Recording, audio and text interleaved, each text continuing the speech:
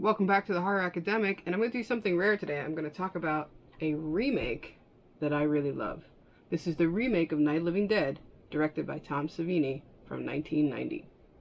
So what's so special about this remake, aside from the fact that it's based on one of the biggest horror classics of modern history? See episode 1 to catch up on all that if you don't know why I love Night of the Living Dead and why I think it's important.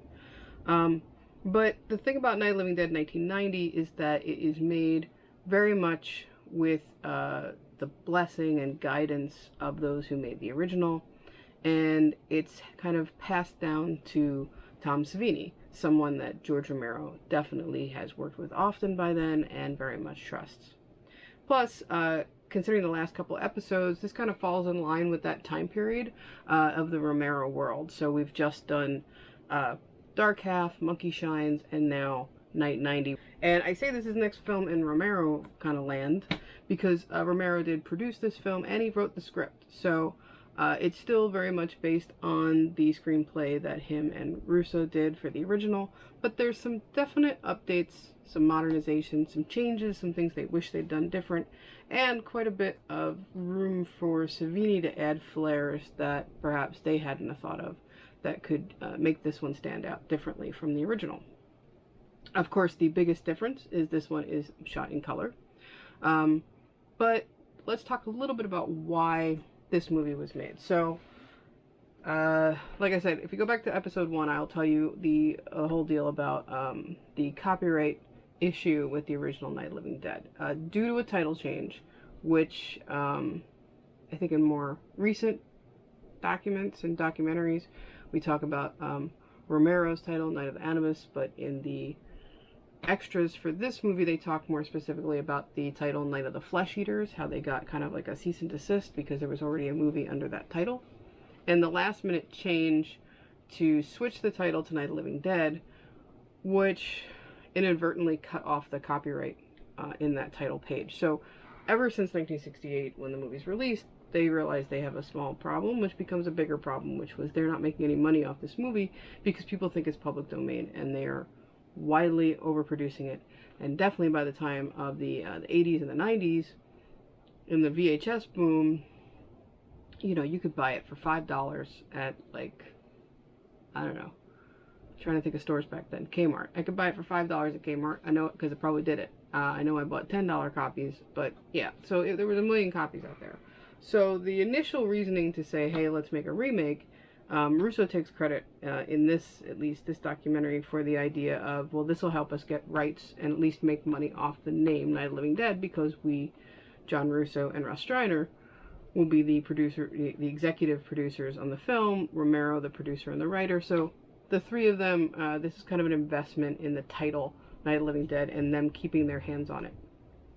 And like I said, Romero kind of brings in Savini as someone he's very much trusted, and as Savini relays in the documentary on here, and I've definitely heard him discuss this before, he had been trying essentially as a kid, a teenager I think at this point, to get to, you know, hearing that Romero was working on a film, hearing that it was a horror movie, he was already on his path to become a makeup artist. He had already done plays and whatnot, done makeup on himself, and had quite a bit of a portfolio going. And he was actively pursuing to work on the film Night of the Living Dead, but that is when he got called in to serve in Vietnam. So there's lots of great documentaries out there to learn more about how Tom Savini becomes a special effects artist. I highly recommend the Fangoria Scream Greats that came out in the 80s. There's also the more recent one that's on Shudder. There's really Tom Savini's story of how not only growing up after, you know, seeing the movie Man of a Thousand Faces, wanting to be a makeup artist because he wanted to be in movies as an actor and thought this was another way to do it, just as Lon Chaney had done. So Lon Chaney becomes his hero. Lon Chaney Sr., I should say. But also how the war in Vietnam affects him. He's a war photographer, and he sees atrocities up close and personal and separates himself with a camera lens. And then when he comes home, that becomes kind of the bar set. Realism has to be there. If we're going to scare people, if we're going to represent death on screen, it should look like what I saw there. So that's like my itty bitty truncated version of Tom Savini 101. Definitely go out and find out more about him. He's one of the most fascinating, coolest people in the horror industry. It's hard to kind of think of horror in the 80s and 90s, 70s, 80s, and 90s without him. Even when he wasn't working on films, he had such an impact on how films became made. But let's talk a little bit about him as a director. I've attended screenings of this where he spoke about it, and I've heard interviews after where he talks about actually he had so looked forward to directing a film, but this ended up being kind of, you know, not the movie making experience that he expected or wanted. He was going through a divorce at the time, so he was very distracted on set.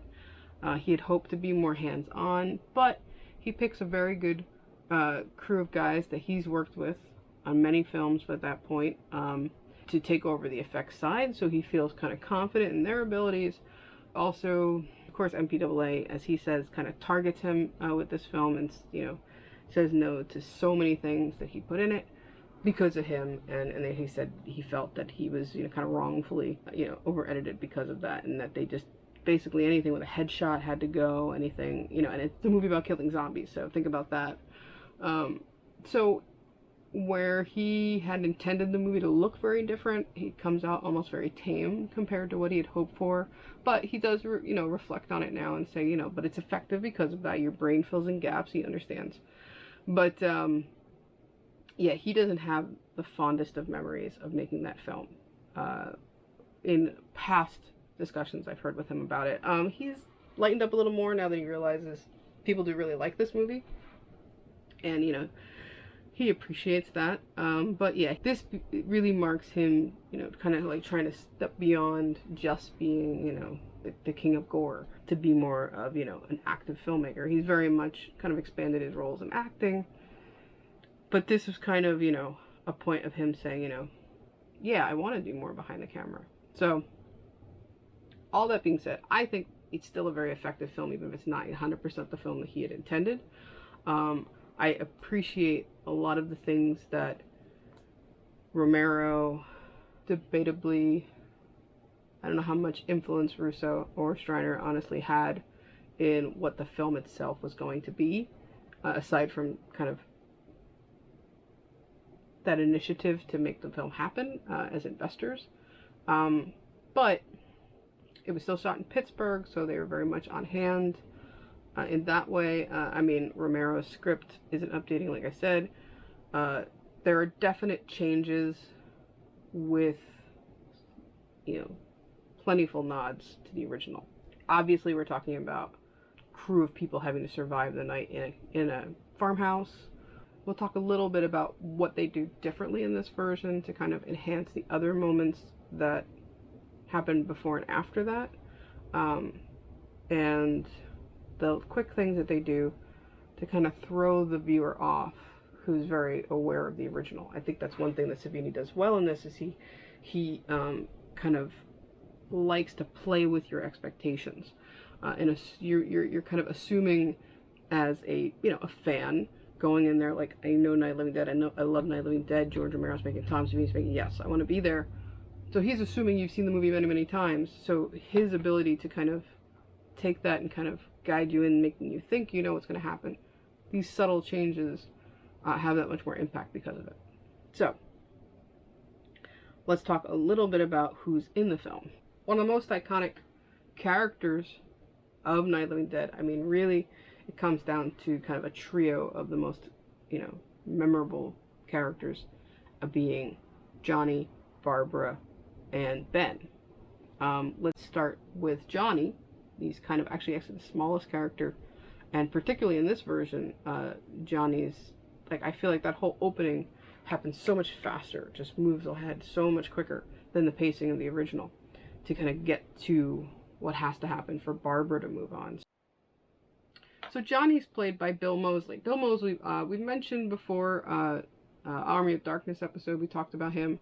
Also, in my other series, Indie Cult Horror, you can see the interview I did with him. We have not yet talked about my favorite roles of his, but this is a great one to bring him up again. So, Mosley, of course, kind of like jumps into the scene with Texas Chainsaw Massacre 2. That was in 86. Then he's in The Blob in 88. He's definitely, after this, he kind of starts building himself up as kind of a bit of a horror staple. Again, he's somebody with a huge filmography, so I'm going to truncate a little bit here. Silent Night, Deadly Night 3. I think he's the main character, and that's at 89. Crash and Burn in 1990. Like I said, Army of Darkness, that's 92. Convent, that's 2000. And then really, I think this is where he steps forward again in House of a Thousand Corpses in 2003 as Otis. Iconic role. Of course, that leads to Devil's Rejects in 05. He's got a small part, a little cameo in Grindhouse in 07. Also in 07 is the film Homesick. Let's see. Rob Zombie's Halloween, small part in that in 07. Repo the Genetic Opera, personal favorite, 08. Dead Air in 09, which is a film that keeps coming up that I really need to check out, that I know he is a primary character in. 2001 Maniacs in 2010. Texas Chainsaw, which is part, what is that, 6 from 2013, where he plays essentially, I think he's kind of giving homage to the character of the cook from the original. And then, of course, after that, there's a lot more. That's what I'm saying. This is kind of like up to the point that he becomes such a staple that he's kind of all over there in the horror world. Obviously, House of a Thousand Corpses becomes a trilogy. Aside from that, I mean, he's just kind of like is there for every horror movie, I feel like, after 2013. So, love Bill Moseley. He's amazing. And in this, he has a lot of fun with being Johnny, you know, because he gets to say those iconic lines, you know, like, they're coming to get you, Barbara. You know, he really hams it up and gets into it and has a lot of fun. And he's a very good kind of opposite and helps us to set up the character of Barbara very well to kind of give you an idea of her being kind of like the button-up, kind of mousy person that she is in the beginning of the film. Hearing her brother make fun of her really sets that up well, which also sets her up for change, which is something cool about this version. So that's Bill Moseley as Johnny. And like I said, Bill Moseley, looking at his IMDb right now, he has 139 credits. I just gave you guys kind of like the Reader's Digest of the first half of his career. Another actor who is kind of all over kind of like 90s and 2000s horror is William Butler. Now, William Butler, in this, he plays Tom. Let's see, he starts his career in 1987 with Ghoulies 2, believe it or not. From there, Friday the 13th Part 7 in 88. Let's see, Spellcaster, also 88. Arena in 89. Terror Night, also 89. Buried Alive, let's see, Texas Chainsaw Massacre 3 in 1990. Another movie he's totally known for. The Watchers 3 in 94. Mothman in 2000. Dead Country in 08. Ginger Dead Man 3 in 2011. And I'm going to just leave it there. He's another guy with a bunch of other roles after that. He just came out with a book, kind of like a tell-all, kind of like the Bruce Campbell book about being a B-movie actor in the horror and sci-fi world. So looking forward to that read. Now, Harry Cooper, kind of the antagonist of the original. Definitely the antagonist of this film, played by Tom Towles. Towles, that's another one who just jumps into the horror scene in 86 this time, but with Henry, Portrait of a Serial Killer. His role in that is still pretty kind of, like I said, everyone who's part of Henry kind of walks away just kind of like, whoa. So, yeah, that's a way to start your career in horror. Let's see, The Pit and Pendulum in 91, Fortress in 92, Warriors of Virtue in 97, Prophecy 2 in 98, Groom Lake in 02, House of a Thousand Corpses in 03, Devil's Rejects in 05, Grindhouse in 07. We seeing a pattern here. Let's see, Homesick 07, Rob Zombie's Halloween 07. Let's see, Blood on the Highway 08. Yeah, a lot of other titles, a lot of thriller type stuffs, but unfortunately Tallman died in 2015 at the age of 65, so his career is kind of cut a little short. The big name of this film, and really like take probably the person who had the hardest time stepping into somebody else's shoes, I would assume, was Tony Todd. This was very early in his career, and he's becoming kind of like the modern equivalent of Dwayne Jones in one of the most iconic roles ever. So to play Ben, I can't even imagine. He says it was an honor to kind of be part of that legacy of the character of Ben. Tony Todd's someone that shows up quite often in the Star Trek kind of world of, let's see, Next Gen, DS9, I believe Voyager. So, but otherwise, he has 250 credits on his IMDb. So here is a really small chunk of it, and this is just the horror sci-fi that's films. So yeah, 90 Candyman.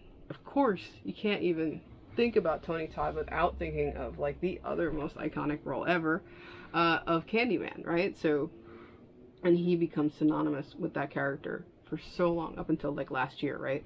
So Candyman in 92, The Crow in 94, Candyman 2 in 95. I'll leave it at that. Candyman 2, maybe not the best sequel, but not the worst, it turned out, right? Wishmaster in 97, Candyman 3, 99, hey, Final Destination in 2000, Part 2 in 03, so he becomes very linked in that world as well. Murder Set Pieces in 04, Final Destination 3 in 06, Hatchet in 06 also, and then tons after that. But Tony Todd, of course, you know, not just tons of horror films, but lots of TV work as well. Now, really, to me, the standout of this film, the person whose film this really is Patricia Tallman, Pat Tallman. Pat Tallman, who kind of starts off in the Romero world, but her career primarily is as a stunt woman, and because of that, she ends up in so much science fiction, horror, fantasy TV series because of that work, that it's really, really an impressive career. She's one of those people that you kind of just see show up a lot, especially if you watch a lot of sci-fi TV like I do. So Pat Tallman, like I said, starts off in the Romero world. Her first role is in Night Riders. She has a small part in Monkey Shine, small part in Army of Darkness in 92. Because of her kind of showing up quite often in the Star Trek Next Gen show, she is also in Generations, the kind of the first film of the new cast at that point, new in 90s terminology. That's in 94. Inalienable, the sci-fi story in 07. Again, this Dead Air comes up 09. Like I said, this is a movie I have to check up on. And she, like I said, she's primarily known as a stunt woman. 47 credits in stunts alone, and then all of her acting on top of it. She did soaps, she did a lot of TV shows, so she really has a pretty extensive career. But with Pat Tallman in mind, let's talk about some of these changes that really take place in this version of Night of the Living Dead. Probably the biggest complaint that many people have of the original is what happens to the character of Barbara. Go back to my episode 1 to discuss that further. You can also look on Indie Cult Horror. There's my interview with Judith O'Day discussing her character. But overall, she is considered weak. That's not necessarily the opinion of Judith O'Day. She's someone going through shock. But, and Tallman talks about this in the extras, you know, she is written fairly typically of what's expected of a woman in 1968. So to remake that movie in 1990, it's hard to not change that. You have to change that. She's, at this point in time, a woman would have to have more to do than, as you know, as usually said, she'd go catatonic halfway through not even halfway through the film, even though she's kind of the driving character. She's set up in the opening with Johnny as this kind of mousy character, but she has a slow evolution. And when she does kind of come into her own and snaps to, in this version, it's very visceral. You watch her, I mean, there's a lot of screaming, there's a lot of running away, but there's also this point of, I gotta stand up and fight, you know, and she even argues with Ben at some point, who starts to think that she's become reckless. She's like, well, you're the one who told me to fight for myself, so now that's what I'm doing, you know? To, like, the visual cues of things like ditching her heels and finding boots to wear, tying her skirt up into her belt so that it's not in her way, finding pants, learning to use a shotgun. These are all things that kind of really change her demeanor, and she becomes almost harsh at times to the other characters when they show weakness. But overall, I think this is a woman very much dealing with the world surrounding her, and realizing she's got to do something about it. And that's what I love about Pat Tallman's kind of version of Barbara. And I think it was kind of agreed by all that that was something that had to change. You know, I think it's in Romero's screenplay at this time. I think it's something definitely that Savini said he wanted a female hero. He wanted his kind of Ripley in this story. And Tallman is the perfect person for that. As someone who has a stunts background, she can take the kind of the rough and tumble attitude that this Barbara needs. And I think her acting in this is excellent as well. So really the high point for me is watching that evolution. There's some people who feel she goes a little too Rambo, for too quick of a difference. But I think it's pretty believable within the context. Like, if you're living through, like, literally kind of a hell around you, you're gonna want to be able to survive. And that's what she does. She learns to become a survivor. So, gotta love that about this version, even if we don't get into anything else. I think that's valid. One thing that I've really not heard many people talk about, where I think that's kind of the general opinion about this film, is the greatness of it is watching Pat Tallman's character, Barbara. But also I think people overlook other changes to the female characters within this film. Watching it again this time, and I've seen it a bunch, watching it this time, I realized how much the character of Judy changes. Judy has an evolution as well, where I feel she's kind of the catalyst for a lot of the problems in the original, because she's very wishy-washy, she's holding Tom back, you know, it's this kind of, she's not helpful, and they need her to be helpful. In this version, she's very helpful. The big difference in here is, unlike in the original, where it comes time to board up the windows and the doors and all that, where all you have is kind of Ben and Tom working together, here you see the four of them working together, and being just as active. And in this part, where in the original Judy's the kind of the fault. Hey, spoiler for a film that's over 50 years old, but because of Judy, their, you know, car goes kaplooey in a really bad plan. But in this version, Judy's the one who's driving. Like, she's like, no, I can drive trucks. Let me do that. Let me help. And she's not the one who causes the big accident at the end. So I like that. I like that she's also moving along. Helen Cooper, honestly, I feel like Helen Cooper in the original was a stronger character than she is in this version. And that's unfortunate, because I feel for the 60s, I think, and this is something I maybe just never quite understood when I was younger about this film, and as I get older, I understanding more about that time period. There's a lot of bravery in the way that Helen is portrayed in the original. Just to be able to say and verbalize that she's unhappy in her marriage, that she's not going to take his crap anymore, you know, and that her directive is to make sure her child is safe. I mean, that's a pretty ballsy woman in 1968. Here, I feel she's backpedaling. She's obviously maybe a physically abused more than just verbally abused, where you get from the original, and she's cowering, and she has a few sparkling moments of trying, but it's a little too little too late. She's perhaps too similar, and maybe that's the problem in a time where she should be more. And you're watching the other two women excel more, so perhaps that also puts her in a bad perspective of being stuck. Not that that's not a reality for some women, particularly in the 90s, of being stuck within these kind of abusive relationships. But when you're updating all of the other women, I want to see more from her. I want her to do more than just eventually talk back to her husband. I want her to try to help. She does start looking for the gas key. I give her that. In this version, she is looking for the gas key. But yeah, she falls short of where the other women go, which is unfortunate. How about the other changes? Todd's Ben is great. He's a little bit more compassionate even in this version than in the original, where I love Dwayne Jones' performance. You know, it's really something to see him kind of step back and worry about, not just worry about Barbara in a way where she needs to be taken care of, but now worry that maybe she's going too far. So he's paying attention. It's not just, I have to take care of the people here because it's now my responsibility because I found her.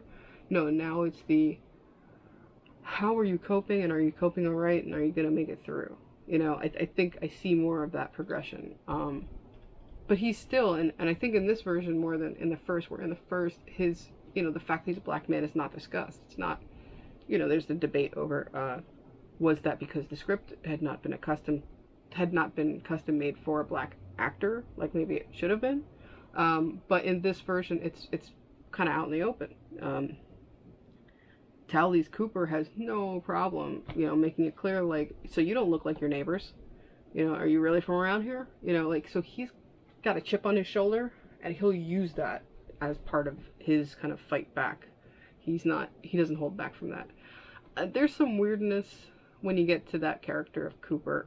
In this version, he's angry from the get-go. I mean, like, angry from the get-go, not just where the Harry Cooper of the original is just bent on being in charge.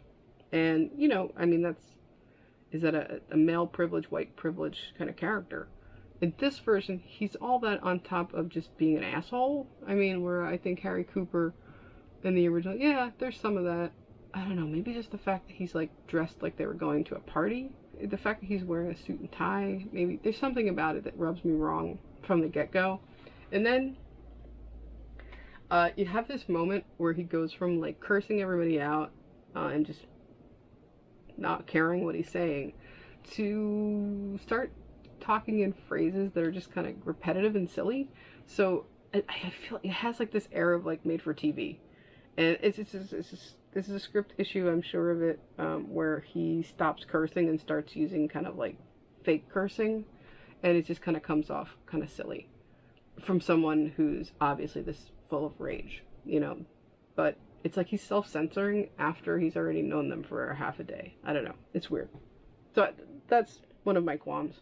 So really the Coopers are my biggest issues in this film. Butler as Tom, you get to know a lot more about this Tom, especially now he's linked to this house more. He gives a little bit more person here, where he's just kind of representative in the first film. And Butler, I think, is good for this role. Oh, quick note, as far as we know that the team behind this film is all people who were very invested in the original.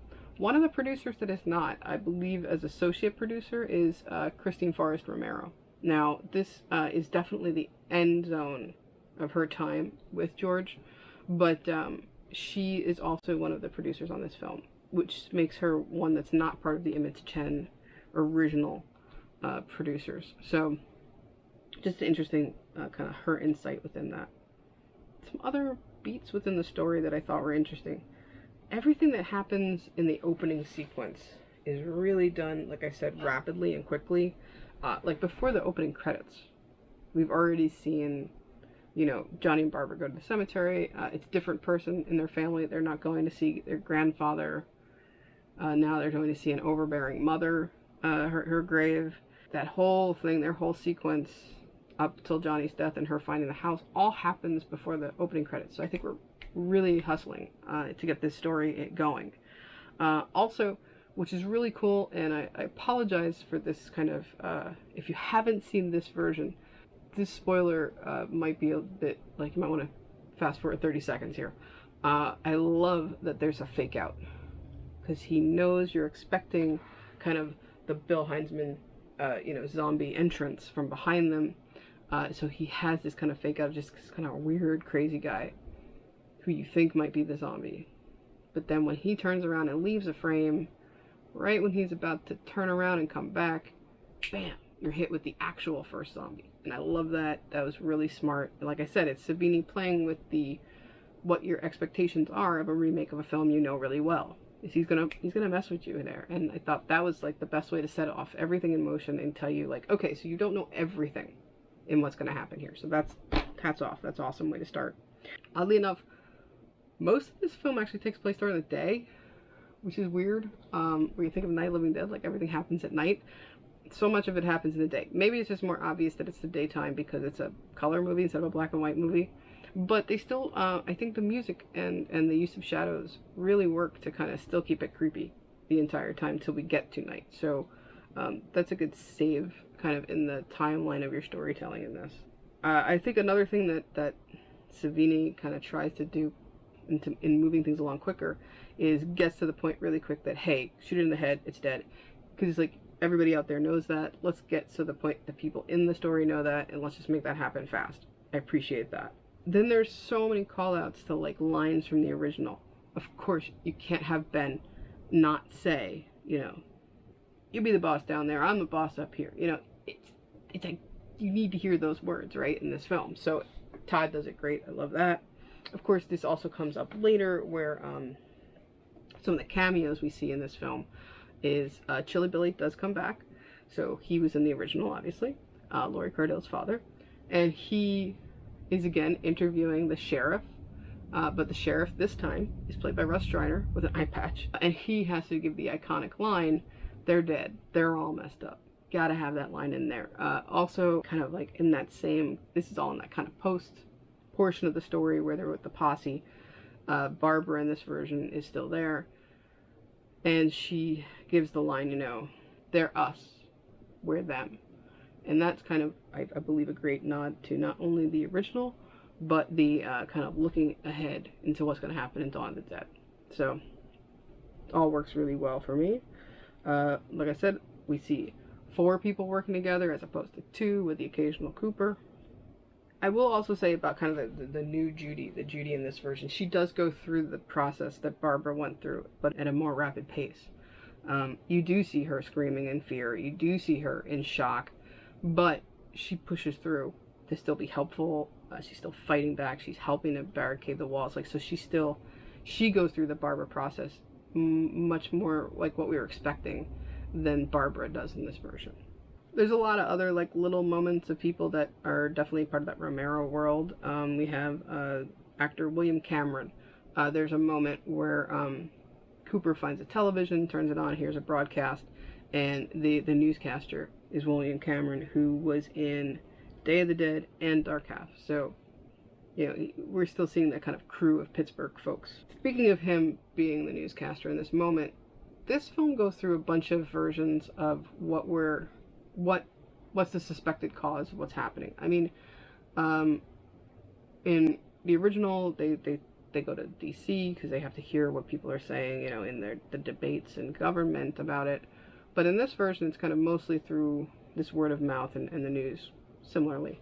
But we hear, are they escaped prisoners? Is there some sort of chemical leak? Which could be a Return of the Living Dead moment, thanks to Russo and Streiner being the producers. But really, it's kind of boiled down to the fact that this is viral. And I think that's not necessarily concrete, just like the reasoning in the original is never concrete. And I think that's very much the point of the original. I've talked about that. But in this, I think the fact that they get down to the fact of this is most likely viral. And it's talked about in the documentary as well.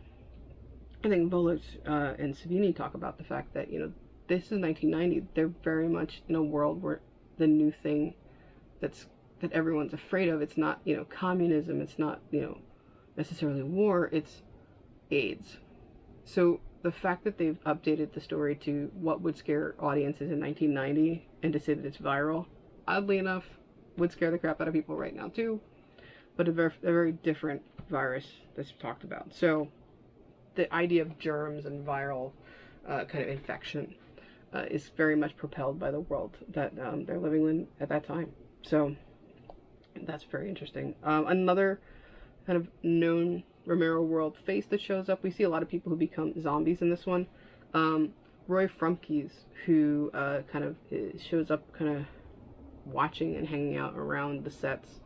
who made the film Document of the Dead about the making of Dawn of the Dead, and brings his he is a zombie in this film as well.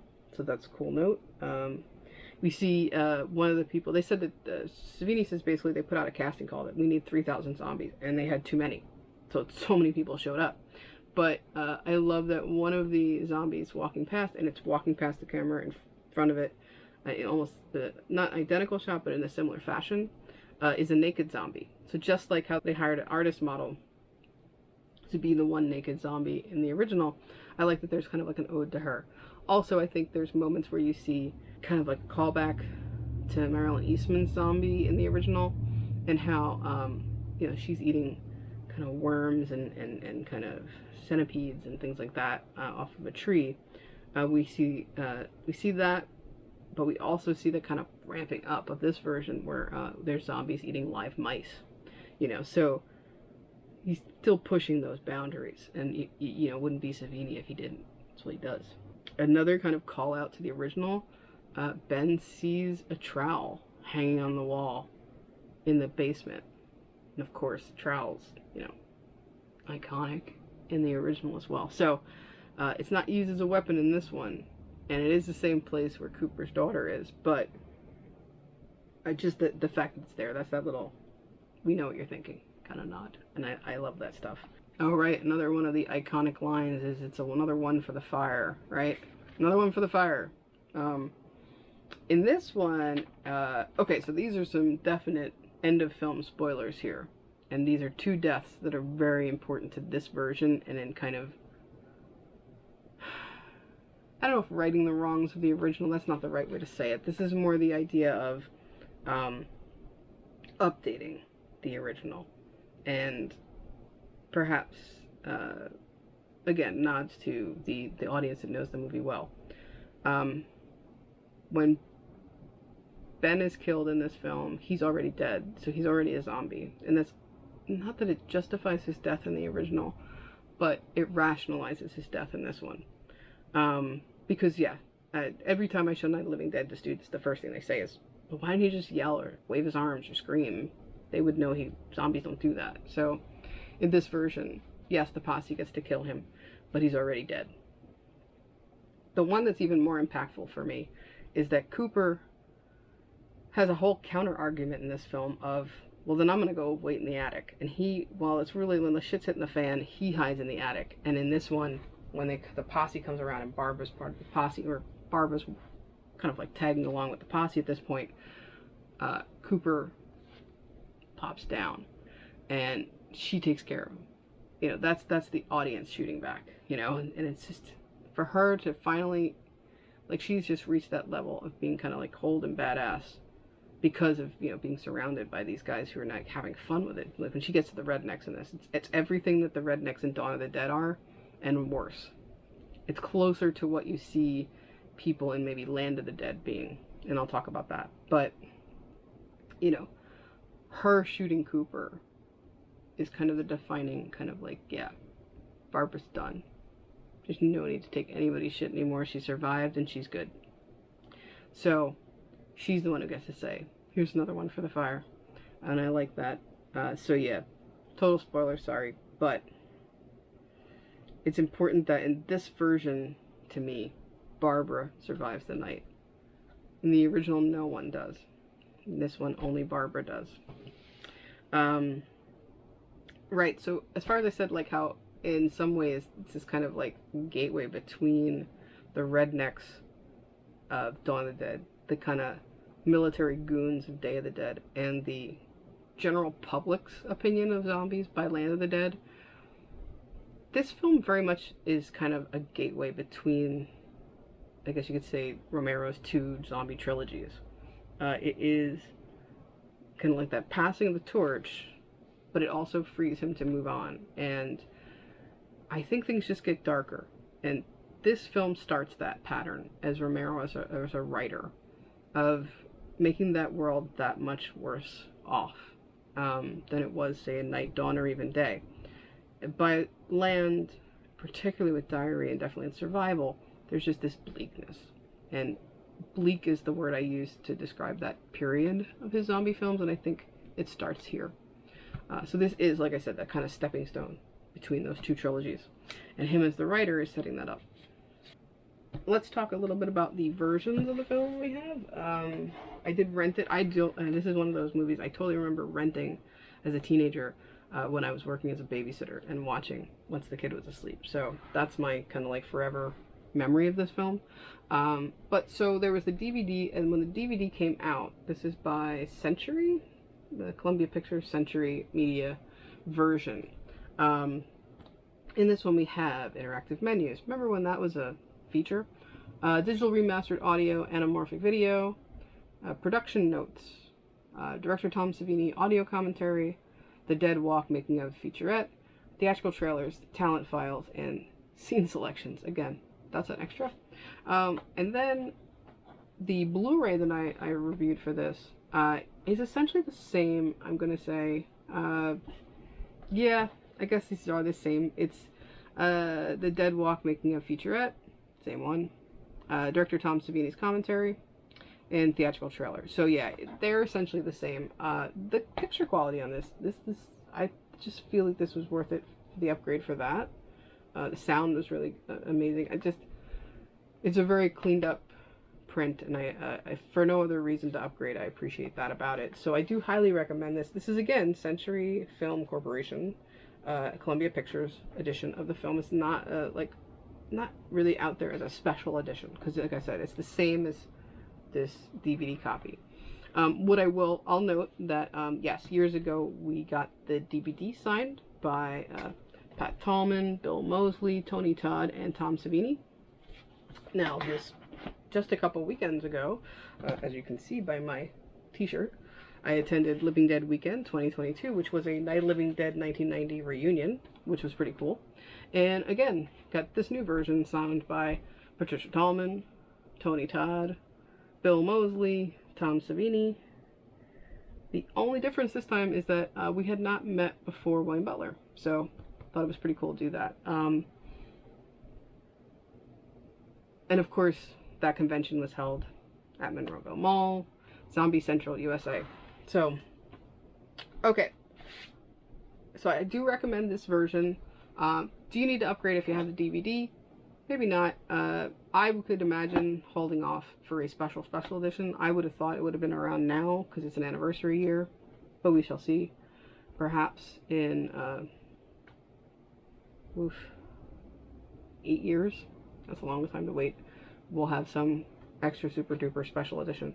But I find this to be a good upgrade if you're looking for better quality video and audio. But all that to say, if you haven't seen Night of the Living Dead 90, if you're very much in the camp of remakes aren't worth it, I agree that most of the times they aren't. And I think, technically speaking, this is only the second remake that I've reviewed, because I know I did do The Thing, which is like the standard you got to. I have not yet done The Fly, so Night 90 made it to the list before The Fly, which makes me think I have to find a special edition of The Fly so I can do that one day for you guys too. But I love this film for what it is of its own.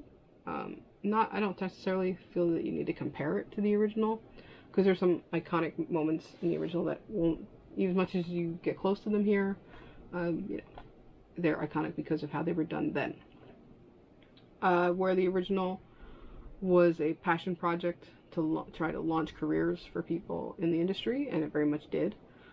This was an opportunity to try and reclaim that legacy a little bit, but also to give the new generation kind of a crack at it, which the casting very much shows that, and of course Savini in the director's chair. So even if it's not a perfect movie, I definitely love this film, and for a lot of the things it does, and I think you'll appreciate it too if you haven't given it a try yet. Alright guys, so that's my review of Night 90. I hope you enjoy this film as much as I do, and I will see you next time here on The Horror Academic. See ya.